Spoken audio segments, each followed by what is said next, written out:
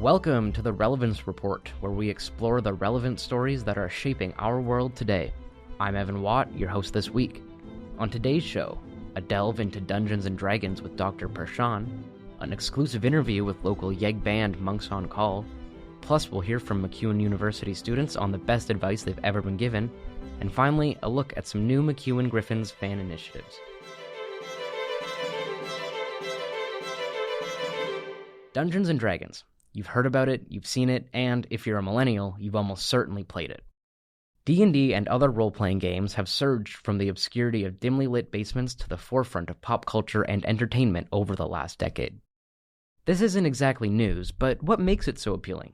Is it more than just a game? Reporter Zach Defoe pulls aside MacEwan University's Dr. Mike Pershan, a narrative expert, to talk about what makes role-playing games powerful as a storytelling medium.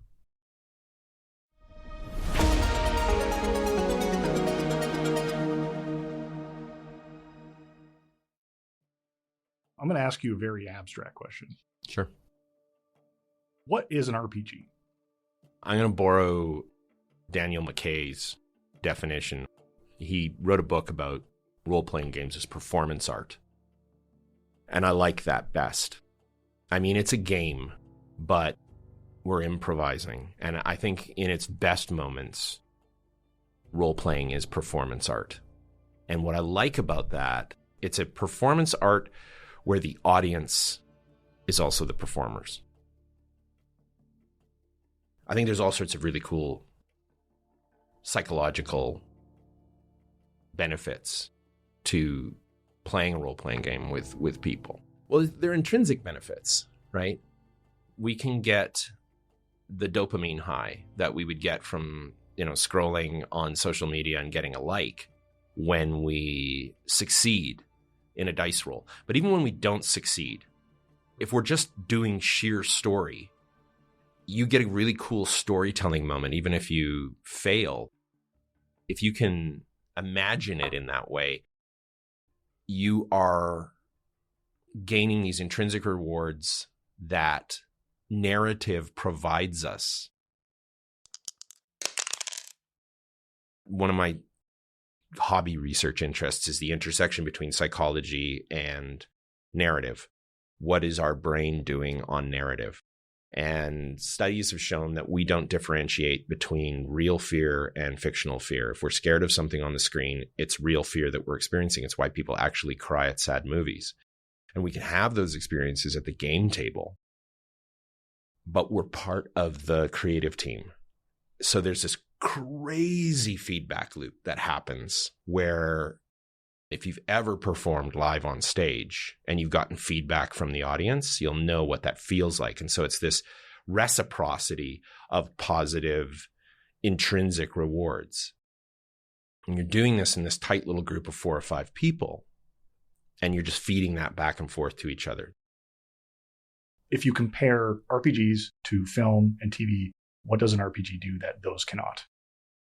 Well, it's an emergent narrative. The creative teams make the TV shows, the films, even video games, right? There's that limit. There's a point at which the interactivity of the video game hits the wall.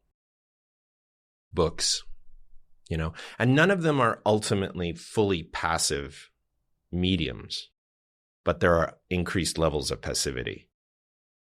Role-playing games still have structures. So it's not like you can suddenly be like, I'm going to be the best baseball player in the history of the league when you're, in the middle of a dungeon, because that would break the game, break the narrative in some way. But there's that opportunity to take the narrative where you would like to see it go.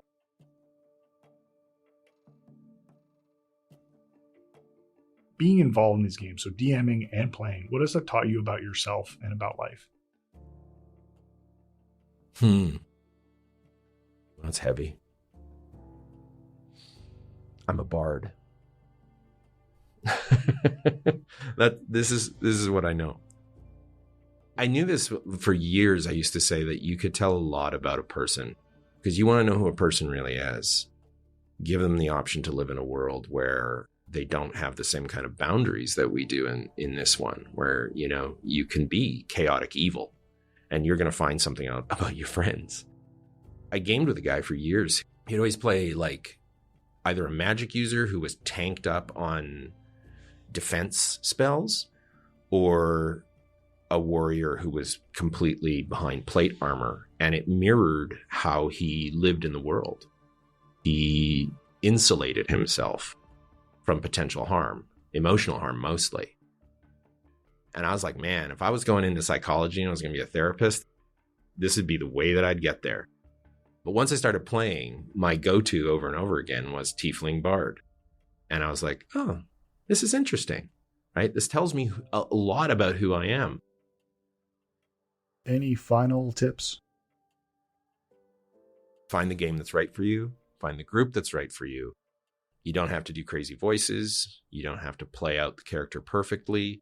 It's about telling a story together. The Edmonton music scene has been booming with new artists for the last decade and beyond. From indie sleaze to chillwave, River City is leading edge on the music front. But it isn't just the bands that matter. Behind the scenes are a variety of teams making sure these artists can tell their stories in the right way. Reporter Amanda Erickson sits down with Monks on Call's Colton Bear and Kara Marchand, and their videographers Jamie Johnner and Ryan Hoople from Peace Out Productions. They discuss their experience working in the local Edmonton music scene.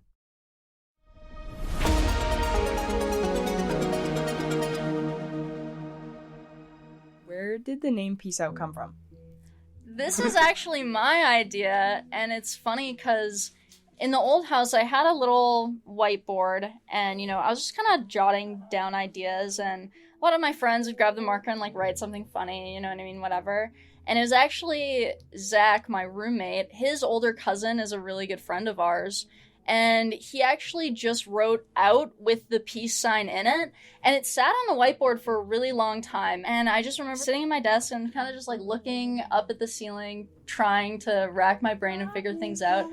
And I look over at the whiteboard and I see what he had written, and I'm like, that's it. Like, I knew as soon as I saw it, I was like, that's it. And then you guys, you got your name through a name generator. Yeah. Were there any runner-up names that you didn't go with? Yeah. The Do-Overs, right? Oh yeah, the Yeah, Do-Overs. the Do-Overs was a name at one point. That was, we had a It different sucks. lineup. It was a different crew of us.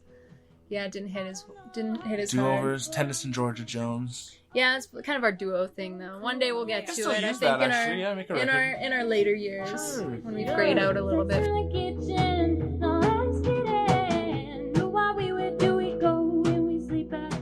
Again, kind of for all of you, what is the most memorable gig that you all worked on together? I think we're all gonna say the same one too. I was thinking Bodie M, Yeah. River Cree, like Yeah. it was huge. It was awesome, and it was super fun. Yeah. We had such a good time. Like, It was crazy because like we had 2 weeks before gotten that show shooting for the beaches, and that was my first experience in a huge venue shooting in a pit, because usually I can kind of pretty easily dictate the flow of like running around and shooting and stuff, but everyone there is super good, like, and I'm trying to keep up with them, right? And then going to Boney M and having backstage access and everything, like such a huge venue, being super stoked. Also just nervous in general because there's so many people there and it was such a huge show. And then just having the pit like all to myself, being able to get absolutely everything that I needed and wanted to get. And then just seeing you guys up there just absolutely kill it. It was super, super, super awesome.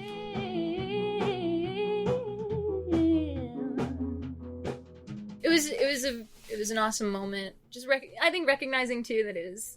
Last year was crazy for us because we played, I think at the beginning of the year, it was a lot of collab. We played collab lots and lots and lots over and over and over again. And then, you're kind of wanting to move to the next thing. And that was Starlight Temple. And then we've played Starlight Temple a bunch. And then we graduated and we were able to play the Starlight main stage twice. And that felt crazy too. Like Nirvana played that stage. It's so cool, And then so to move from that all of a sudden with a random crazy opportunity to the River Cree Casino. And the crazy thing for me is exactly 1 year prior to that, I took my parents to see Trooper play at River Cree. It was awesome. I remember sitting there going like, I want to play here so bad. Like this is this is like where I would love to see monks play. And then 1 year later, we're playing on that stage and we're on the bill with Trooper for Pigeon Lake Music Fest. How do you balance growing creatively while also maintaining other aspects of your life? I think for myself, it's not even draining in the way where it's, you know, oh, I have to go edit a video again, or like, okay, we're going to a show. Like, I'm always excited to go to the show, and I'm always excited to sit down and edit. I think in terms of creative process for myself, it's almost like, you know, if I have a specific idea in my head, but maybe we don't have like the shots that I'm looking for or something like that, I think starting is the hardest part for me, because it's just like, okay, like, what's the story I'm trying to tell? You know, am I able to tell this story well enough, like, through what we have shot to make it, like, cohesive and, you know, really, you know, get your attention within the first few seconds, right? That's, like, the most important part. And I think in terms of burnout or anything like that, it's honestly more so, okay, if I can't figure this out right now, or the ideas that I keep thinking of are like flopping or not working out, it's more so just like taking a step back and, you know, really just letting my mind like wander. The best ideas come when I least expect them. I think that, like, because I've been playing, like, I've been playing a lot of shows, right? And so, like, it kept me going through high school, and after high school, it actually, like, it paid a lot of bills for me.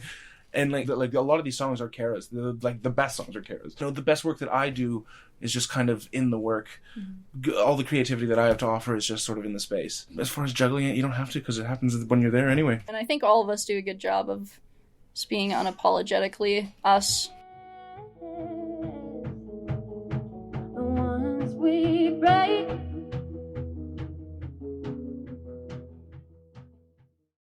Recently, our team went around campus asking students for the best piece of advice they'd ever been given.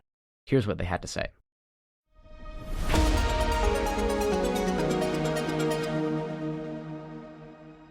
Jenny, I'm in the Bachelor of Science in Nursing program, and the best piece of advice I got was, don't think, just do, which is what I'm doing right now. My name is Lucy, my major is nursing, and my best piece of advice would be that doing your best is always enough. My name is Zoe, my major is nursing, and the best piece of advice would be just to take it one day at a time. So my name's Michelle, I'm in the acupuncture program. The best advice I've ever gotten was from my dad. He says, anytime before you go out drinking, have a chocolate donut. That way if you throw up, you taste chocolate. Yeah, my name is Vasile Soica. Just travel.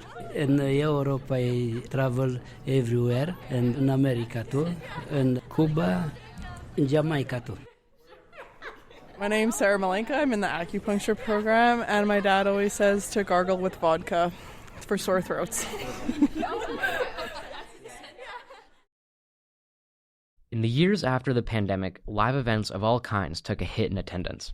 Despite going into their year off with 3 straight Alberta Colleges Athletic Conference championships under their belts, the MacEwan University Griffins hockey teams were by no means immune to this. Now, as the competition ramps up in a new league, student and MU athletics staff member Avery Chilton is making it her mission to pack the stands again. I sat down with Avery to talk all things Griffins hockey.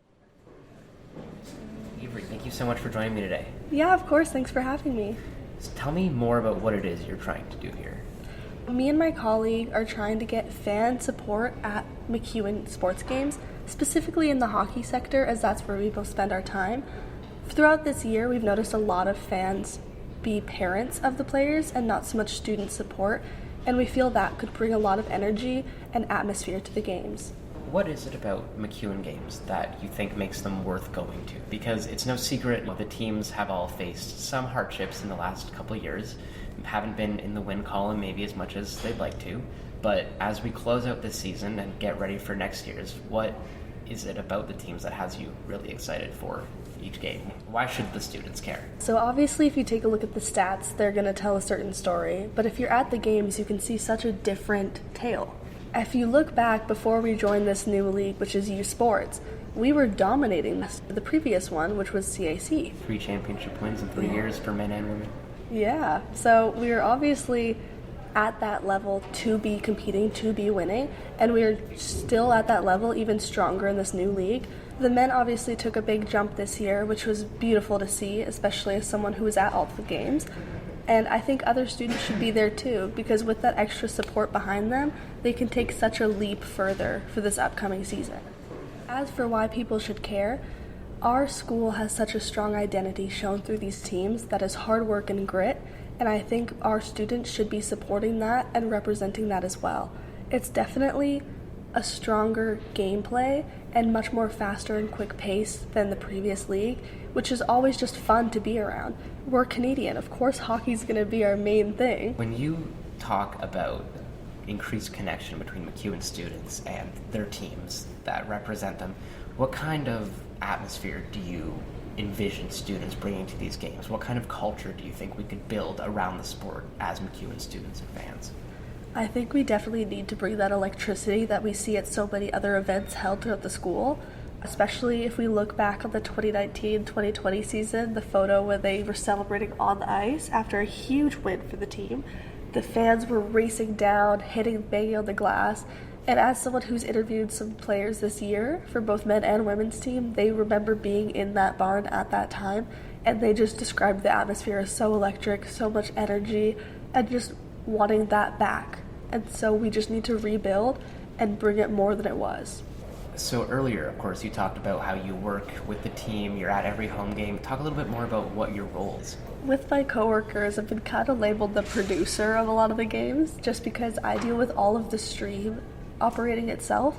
So anytime you tune in to a Canada West game, I'm the one behind the screen making sure you see the score, the overlays, the replays, the goals, the whole thing itself, plus audio of the play-by-play and commentator. It becomes a lot of not only fun for me to be part of all of that, but to watch all of these games and become so attached to this team and to be truly a fan of these guys and these girls. So speaking of the players, can you tell me a little bit more about the kind of type and style of play that you can expect to see at this level? Because a lot of people might not really be that familiar with these sports.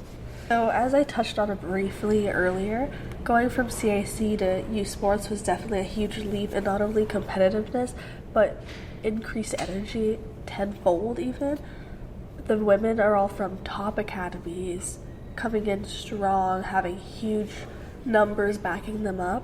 Men are from the WHL, which is a huge thing that many players get drafted to the NHL from. So it's huge to see those kind of players stepping onto our ice and pushing and playing. So with the team bringing all of this energy and this passion to the ice, I want our student body to be bringing it to the stands as well, to back them up and increase their level through just support in general. We've talked about the players, we've talked about the actual product being put on the ice, but what else is there at a MacEwan hockey game that students should be excited about? Why should they go? What is there to draw? What are you guys doing? So just even in this past year, we've had a lot of progress and a lot of forward motion going on. We have gotten concessions now at games, so the most expensive thing on the menu is a $5 hot dog, so it's not breaking the bank. It's nice for students. Yeah, speaking of that, it's free for all students, so you guys don't even have to pay to show up. We basically are paying you in energy there. And we're also working on getting alcohol at the games. I know that's a huge stressor that a lot of people and players have made apparent to us and will draw a lot more people. So that's definitely in the works. I can't speak too much about it right now. And it's always fun to show up and boo U of A kids. Exactly. Or Calgary. Big time.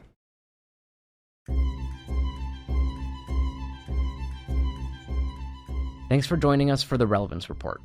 This week's episode was produced by Amanda Erickson, Zach Defoe, and myself, Evan Watt. The show was edited by Zach Defoe. The show's supervising producer is Sheena Rossiter. Additional studio supervision by Sasha Stanovich. This podcast is produced as part of the BCSC 325 Radio News and Documentaries course in the winter 2024 semester. The course is part of the Bachelor of Communication Studies program in the Department of Communication at MacEwan University. The show is edited and produced out of the MacEwan Media Production Studio. Our theme music is called Buzzing by Kaylee Lambert. Additional music in this episode by Quentin Corblentz, licensed through Artlist, and the dulcet tones of Monks on Call live at rehearsal. Stings by Break Studio. Logo design for this podcast is by Sasha Stanojevic. And once again, I'm Evan Watt, your host for this week's episode. This podcast was recorded on Treaty 6 territory, the traditional and ancestral territory of the Cree, Dene, Blackfoot, Saulteaux, and Nakota Sioux. We acknowledge that this territory is home to the Métis settlements and the Métis Nation of Alberta, Regions 2, 3, and 4 within the historical Northwest Métis homeland. Don't forget to subscribe to the Relevance Report on Apple Podcasts, Spotify, or wherever else you get your podcasts. And if you liked what you heard, please leave us a review and rating. It really helps people find the show. Please join us again next week when we report the relevant stories that are shaping our world.